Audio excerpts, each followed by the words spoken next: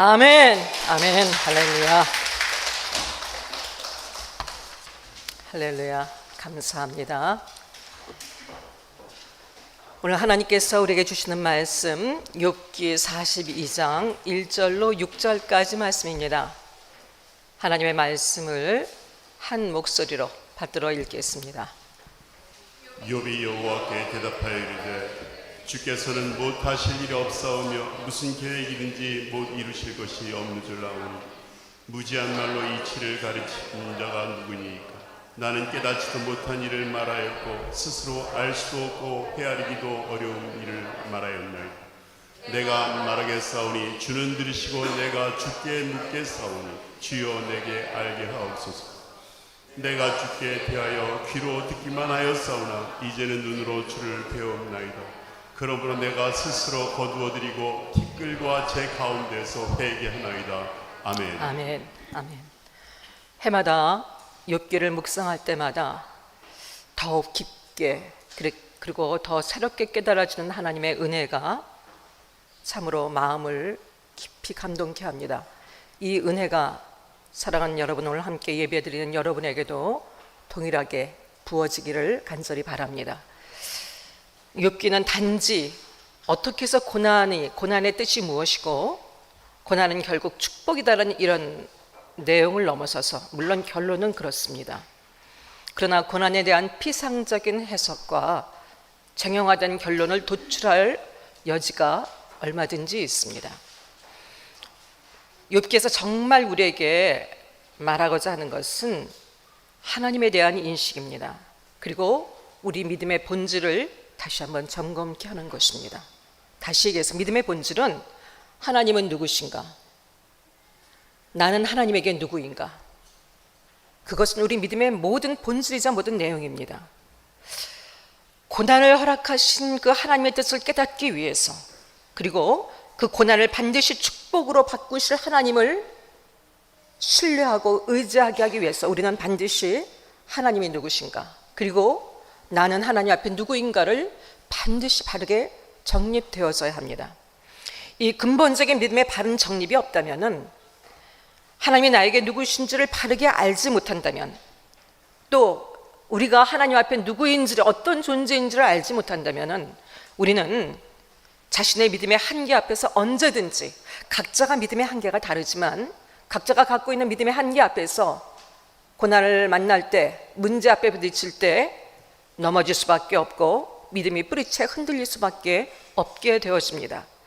자신의 이해를 넘어선 고난의 의미를, 하나님이 이러셔서는 안 되는데, 이럴 수가 없는데, 하나님이 이렇게 하실 줄 알았는데, 하나님이 이렇게 하셔야 하는 분인데, 이런 믿음의 한계 앞에서 언제든지 우리는 무너져 내릴 수 있고, 또한 고난의 의미를 깨달을 수도 없고 그 고난을 통과할 수도 없습니다.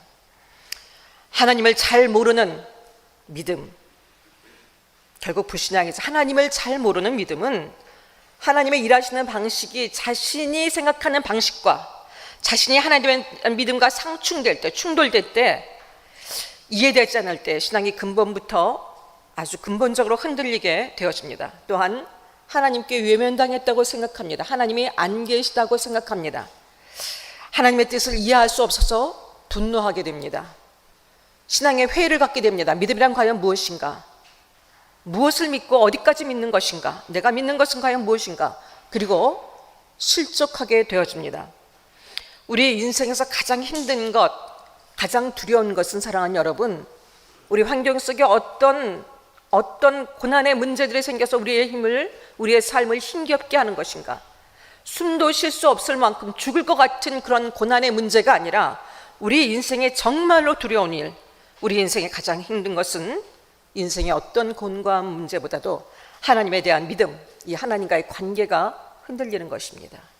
우리의 믿음이 흔들리면 우리의 삶 전체가 흔들립니다. 믿음이 흔들리는 것, 다시 얘기해서 하나님과의 관계가 흔들린 것은 우리의 삶을 송두리째 흔드는 위기고 두려움이 일입니다. 욥기의 주제는 아까도 말씀드렸지만, 욥이 하나님이 누구신지를 알게 되고,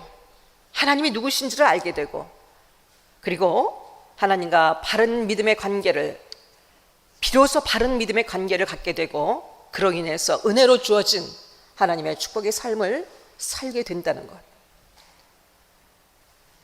하나님을 욥은 누구보다도 잘 알고 있다고 생각했습니다. 잘 믿고 있다고 생각했습니다. 우리도 마찬가지입니다. 오늘 우리 삶 속에서 그래도 나 정도의 믿음이면, 내가 이렇게까지 믿었으면 하나님이 이렇게 하셔야 되는 것 아닌가라는 각자 우리 자신의 믿음에 대한 우리는 자기 확신이 있습니다.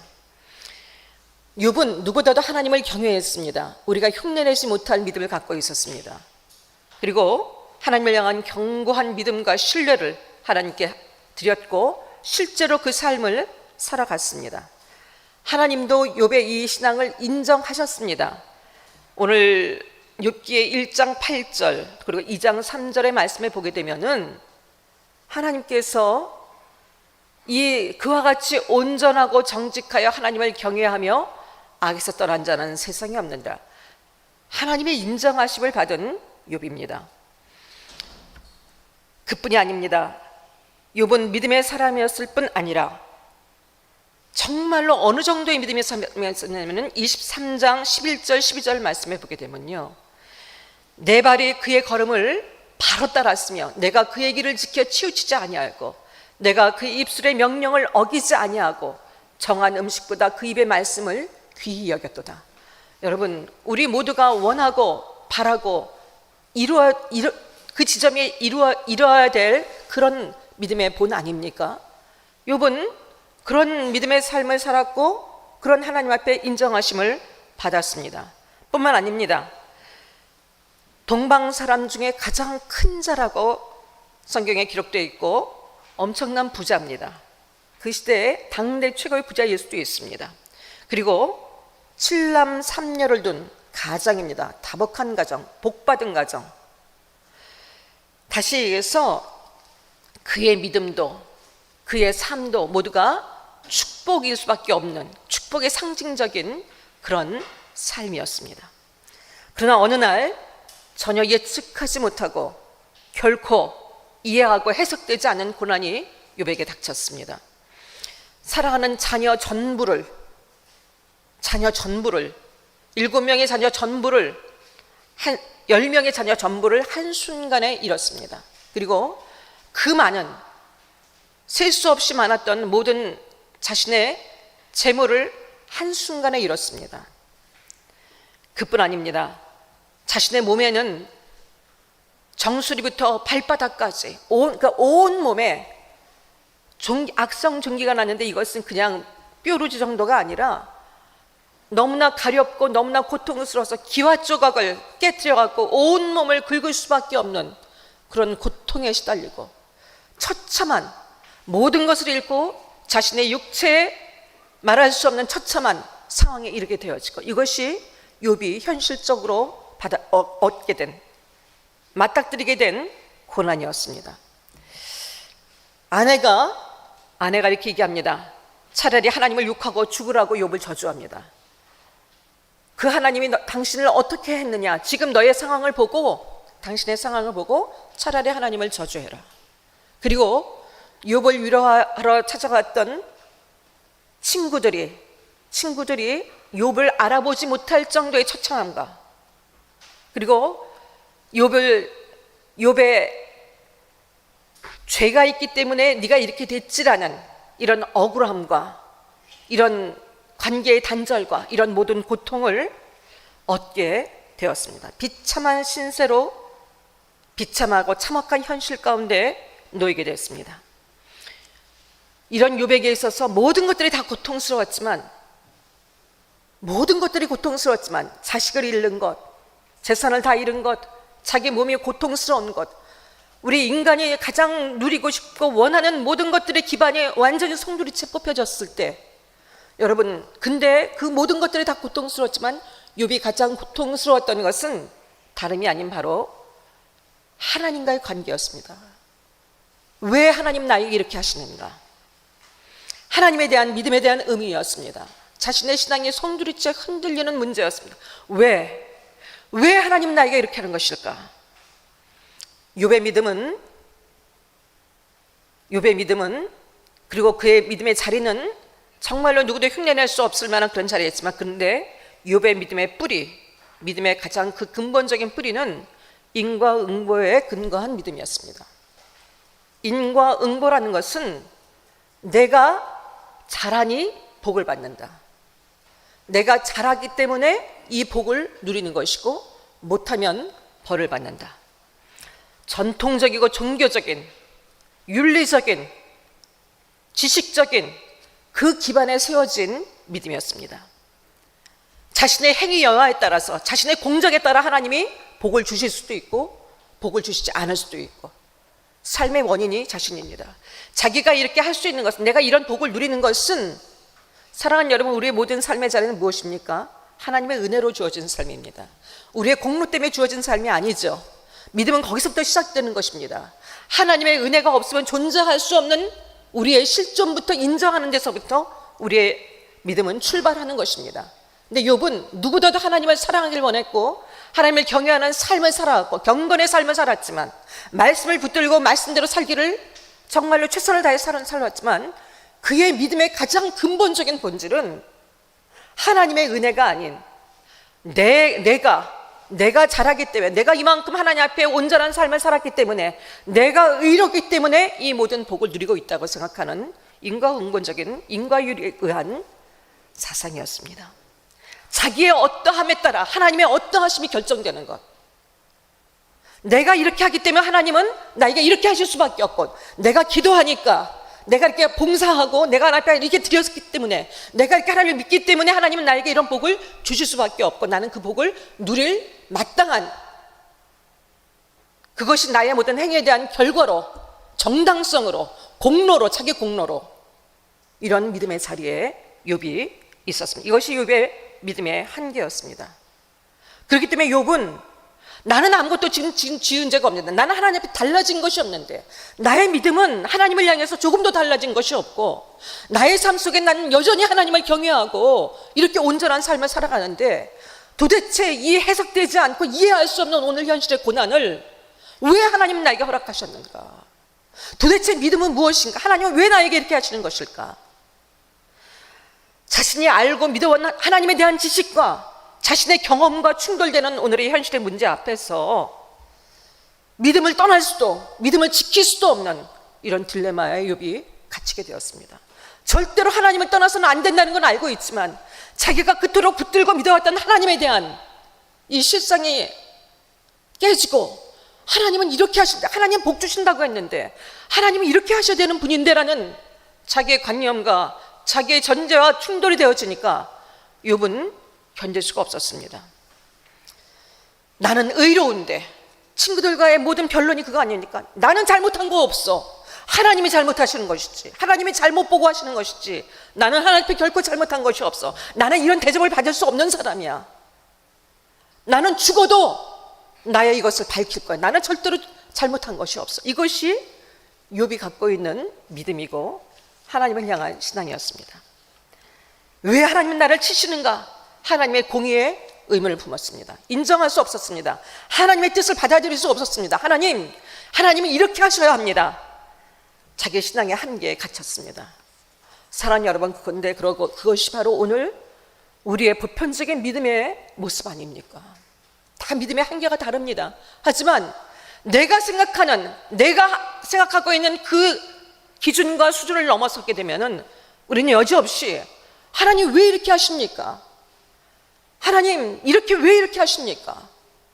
우리는 우리의 믿음이 흔들리고, 정말로 다른 문제라면은 다른 것 하나님 앞에 맡기고 기대하겠지만, 하나님과의 사이에서 이 문제 앞에서 우리는 실족하고 좌절하고. 근데 사실은 여러분, 이거는 그래도 하나님을 진실로 진지하게 믿는 자분들에게 해당하는 얘기예요. 사실은 여기까지 이르지 못하고 그냥 믿음을 단순히 나의 삶을 이용하고 나의 삶의 목적을 이루고 축복을 받기 위해서 믿음의 자리에 계신 분들이 얼마나 많이 계십니까? 이것을 믿음의 전부라고 생각하고 붙들고, 오늘 믿음의 현실이 그렇지 않습니까? 욥은 이 고통의 자리, 이 고난의 자리에서 하나님을 직접 만나게 됩니다. 고난의 자리에서 하나님을 만나게 됩니다. 그래서 축복이죠. 자신의 신앙이 전부라고 생각하고 그래도 섰다고 생각하는 자신의 신앙 속에서 모든 것들이 무너졌을 때, 모든 삶이 무너졌을 때, 모든 것들이 끝났다고 생각할 때 그는 비로소 하나님을 만나게 됩니다.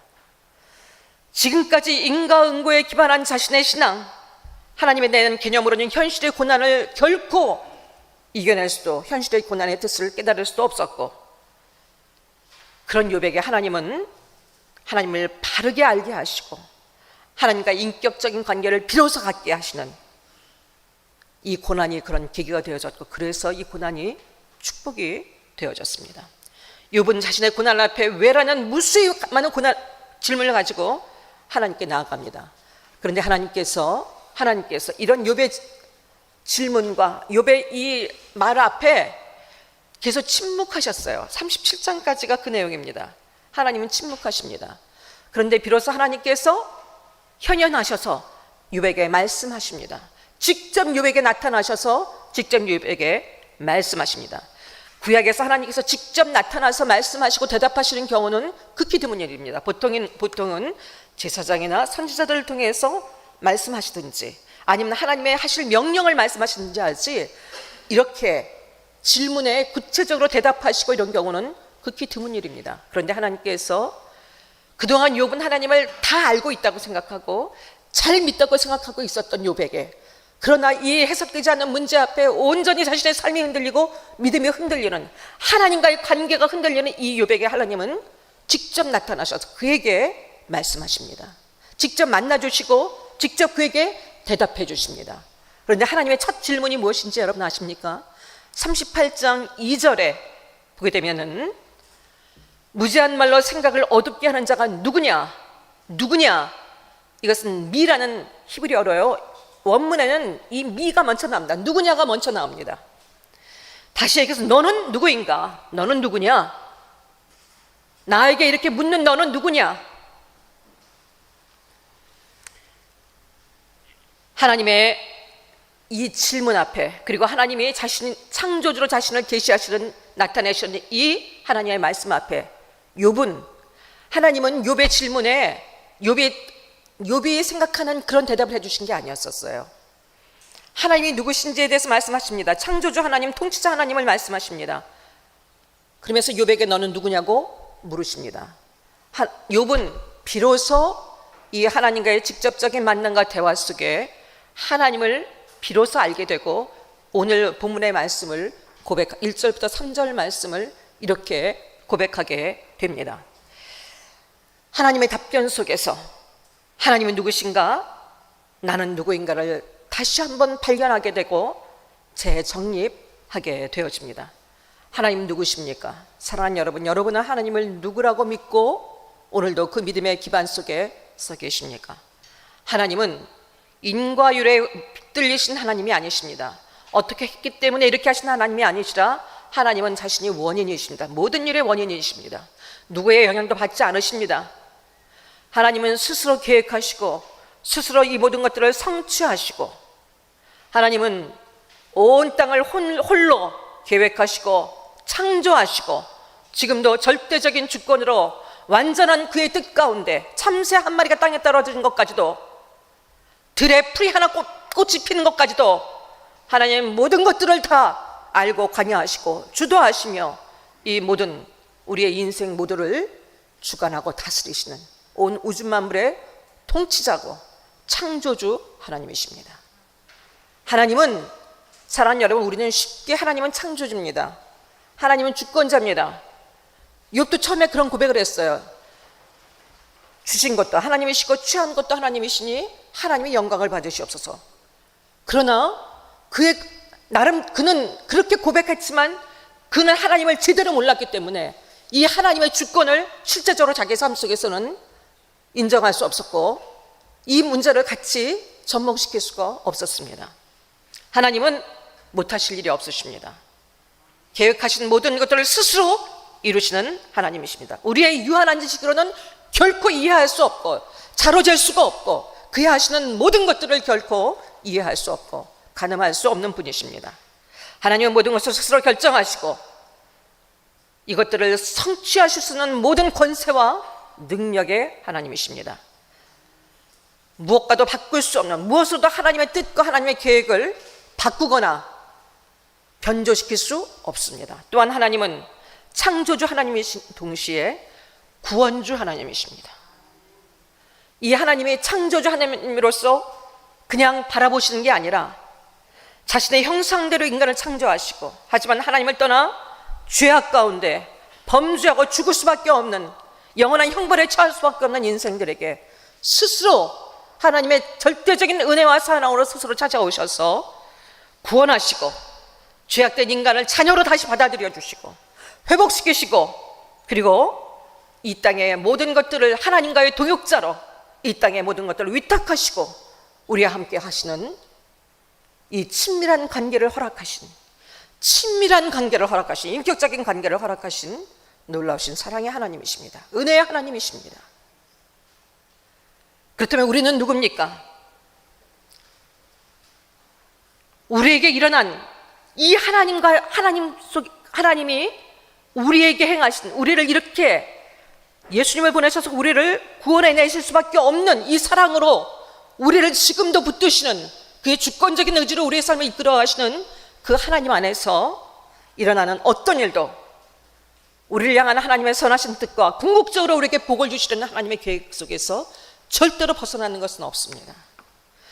지금 내가 어떤 것을 겪고 있고 어떤 것을 느끼고 어떤 패배의식과 어떤 두려움 속에 갇혀 있다 할지라도 절대적으로 하나님의 이 사랑에서 끊어낼 수가 없고, 하나님은 하나님의 이 계획과 뜻 속에서 벗어난 일은 결코 없습니다.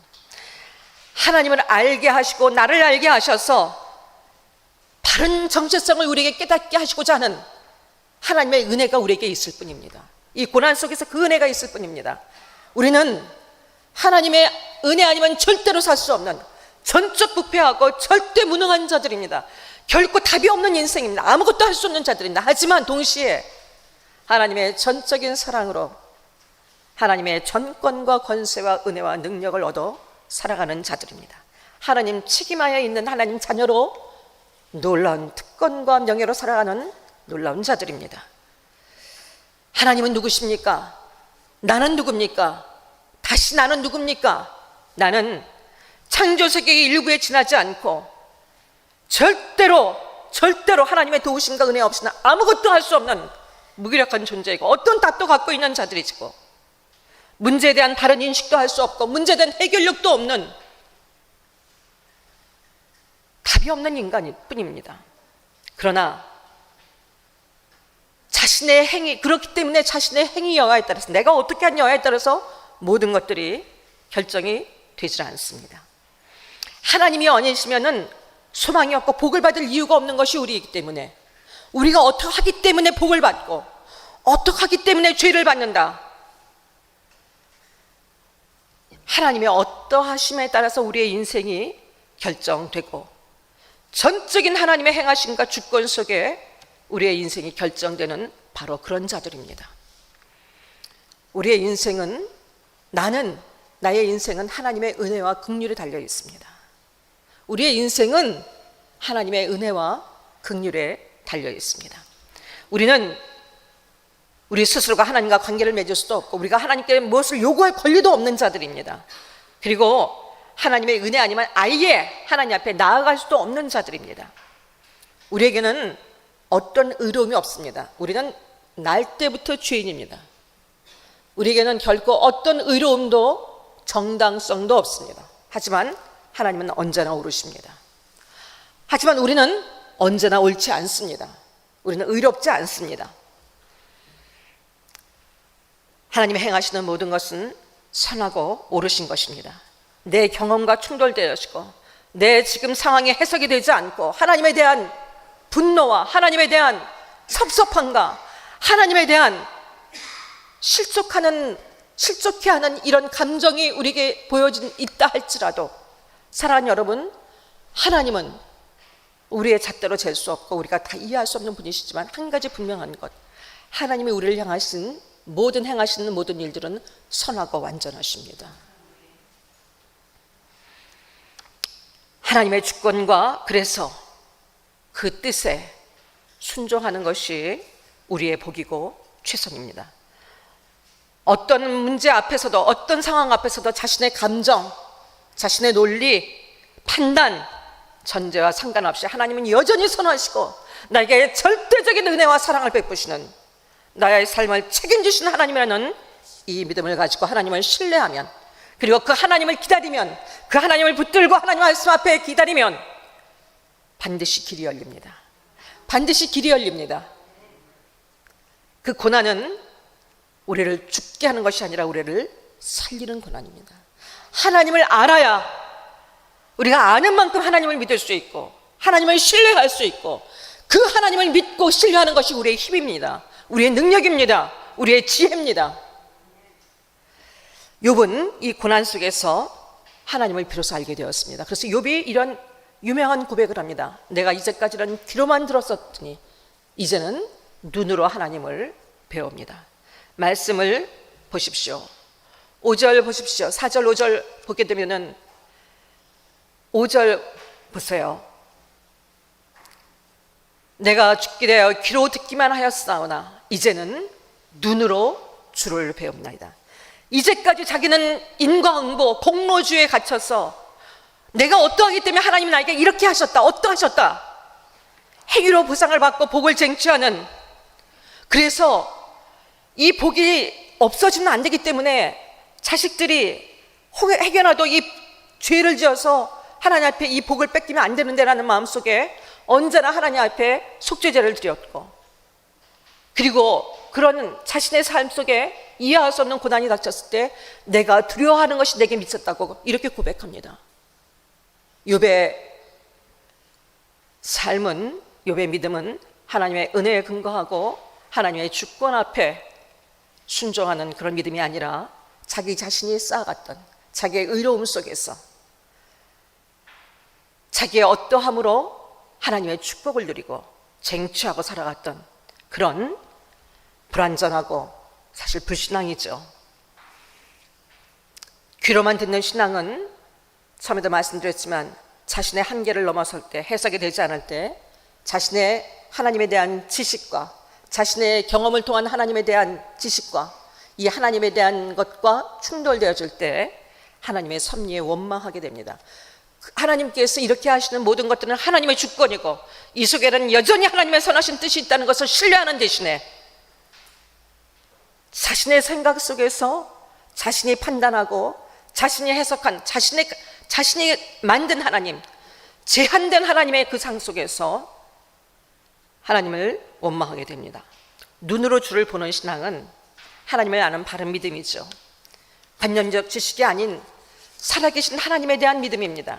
살아계셔서 지금도 나와 함께 하신 하나님, 나와 인격적인 관계를 맺고 계신 하나님, 나에게 그 관계를 허락하신 하나님, 나에게 말씀하시고 나의 모든 삶의 원인이 되시고 나의 삶을 책임져 주신 하나님, 이 하나님께, 이 하나님을 비로소 만나게 되어집니다.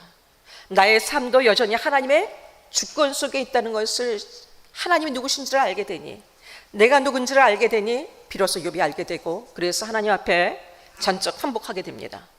그리고 자발적인 신앙의 자리에 서게 됩니다. 내가 스스로 회개하며 주님을 구합니다. 우리 인생에 사랑하는 여러분, 하나님을 아는 것보다 더 큰 복은 없습니다. 모든 순간 모든 일에 하나님의 뜻과 주권을 신뢰하며 순종하면 됩니다. 우리의 삶은 그것으로 족합니다.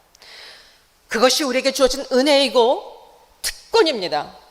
우리 스스로 해석하고 우리 스스로 모든 것들을 책임지려고 하는 모든 것들을, 사랑하는 여러분, 할 수도 없고 해서도 안 된, 우리 스스로가 하나님이 되고자 하는 것은 우리는 해서는 안 되는 일입니다. 고난의 순간에도 하나님은 외면하지 않습니다. 하나님은 하나님의 부재가 아닙니다. 또 실패가 아닙니다. 사랑하는 여러분 모두에게 분명한 믿음으로 위로가 되어지길 바랍니다. 고난 가운데 있다 할지라도 이 고난은 우리의 실패가 아닙니다. 또한 하나님의 외면하심도 아닙니다. 오히려 하나님께 더 가까이 이끄셔서 참 믿음의 사람으로 세우고 합력하여 선을 이루신 하나님을 경험하게 하시고 우리를 더 견고한 삶의 자리, 견고한 믿음의 자리에 더 온전한 하나님의 관계에 두시고자 하는 하나님의 시간들입니다. 고난 중에도 하나님은 우리에게 감당할 수 있는 힘을 주십니다. 또한 피할 길을 주십니다. 함께 하시며 이기게 하십니다. 하나님을 의지할 때, 하나님의 주권을 받아들이고 이해할 수 없어도 그 하나님을 신뢰하며 나갈 때 하나님은 반드시 그 고난 속에서 더 큰 하나님의 뜻을 깨닫게 하시고 더 깊은 하나님과의 믿음의 관계를 갖게 하시고 더 회복된 삶의 자리에 궁극적으로 해결할 수 없는 모든 삶 속에서의 모든 문제가 해결된 삶의 자리에 우리를 세우시게 됩니다. 우리를 위해 하나님은 우리 인생에 자꾸 개입하시고 우리를 붙들고 계십니다. 우리는 티끌에 불과한 존재들입니다. 그러나 하나님은 우리에게 절대 부패하고 아무것도 할 수 없는 우리들, 하나님의 은혜가 아니면 살 수 없는 자들에게 놀라운 명예를 부여하셨습니다. 하나님의 자녀라는 놀라운 명예와 특권을 우리에게 허락하셨습니다. 이 땅에 청지기로 살아가며 하나님의 동역자로 살아갈 수 있는 이 땅을 위탁하시고 놀라운 은혜를 우리에게 베푸셨습니다. 무엇보다도 우리의 삶을 하나님의 은혜와 책임하에 두게 하셨습니다. 언제나 궁극적으로 복 주시려는 약속, 언제나 하나님의 은혜 아래에 있는 약속을 우리에게 주셨습니다. 사랑하는 여러분, 우리가 무엇을 염려할 것이 있습니까? 지금 고난의 한복판에 있다 할지라도, 죽을 것 같다 할지라도, 더 이상은 나아갈 힘이 없다고 할지라도, 사랑하는 여러분, 이 또한 하나님의 주권과 은혜 속에 붙들려 있다는 것을 기억하십시오. 여러분 혼자가 아니라 하나님은 하나님의 그 속에서 여러분을 붙들고 계신다는 것을 기억하십시오. 그리고 반드시 통과하게 하실 뿐만 아니라 그 통과하고 난 후에 욥에게 주셨던 놀라운 회복의 자리가 있었던 것처럼 여러분의 삶에도 진정으로 하나님이 주시는 축복과 은혜가 풍성한 회복의 자리가 주어질 것을 여러분 신뢰하고 하나님을 기대하십시오. 하나님은 하나님을 바로 알게 하시기를 원하십니다. 여러분의 믿음은 어떠하십니까? 여러분은 하나님을 어디까지 알고 어디까지 믿고 계십니까? 실제적인 삶 속에서 하나님을 정말로 알고 있다면, 내가 하나님 앞에 어떤 존재인지 알고 있다면, 오늘 두려운 현실의 고난 앞에 있다 할지라도 물론 힘겨울 수 있습니다. 순간 힘겨울 수 있지만 하나님이 주시는 힘과 능력과 은혜로 넉넉히 이기게 되어질 것입니다. 그리고 오히려 더 깊은 삶의 자리, 믿음의 자리에 나가게 될 것입니다.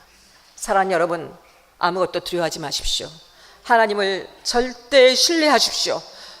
그리고 나의 믿음 속에 나의 믿음의 근거는 무엇인지를 다시 점검하십시오. 나는 정말 하나님이 주시는, 하나님을 바로 아는 믿음 속에서 하나님을 붙들고 하나님을 의지하는 정말 믿음의 사람으로 살아가고 있는지 다시 점검하십시오. 하나님은 사랑하는 여러분에게 계획하신 그 목적하신 뜻을 여러분 삶 속에 반드시 이루실 것입니다. 우리의 삶 속에 가장 중요한 것은 하나님을 바로 알게 되는 것이고, 이 믿음이 있어야 우리는 이 땅에서부터 영원토록 영원까지의 삶에 하나님의 뜻을 이루며 우리에게 가장 완전한 삶의 길을 살아갈 수 있게 되어질 것입니다. 능력 있는 삶을 살게 될 것입니다. 승리의 삶을 살게 될 것입니다. 우리 안에 주어진 부여된 하나님의 명예를, 그 영광을 드러내며 자녀된 기쁨과 도리로 살아가게 될 것입니다. 사랑하는 여러분, 우리의 믿음의 자리가 하나님 앞에 온전하고 욥과 같은 고난 누구나 겪을 수 있는 건 아니고, 욥과 같은 고난이 우리에게는 없기를 간절히 바랍니다. 그러지 않아도 말씀 속에서, 자신을 계시하던 하나님의 말씀 속에서 이것을 깊이 깨닫게 되길 바랍니다. 그리고 우리의 삶의 모든 자리가, 우리에게 주어진 모든 것들이, 그리고 앞으로 주어질 모든 것들이 하나님의 은혜 안에 있다는 것을, 또 그 하나님 우리에게 가장 좋은 것으로 주기를 원하시는 하나님의 약속이 우리에게 있다는 것을 기억하시고, 오늘의 고난 속에서 하나님을 깊이 경험하시고 그 하나님이 주신 위로와 기쁨과 평강으로 넉넉히 승리하게 되기를, 더 깊은 믿음의 자리에 나가게 되기를 예수 그리스도의 이름으로 간절히 부탁하고 축복합니다. 아멘. 함께 기도하시겠습니다.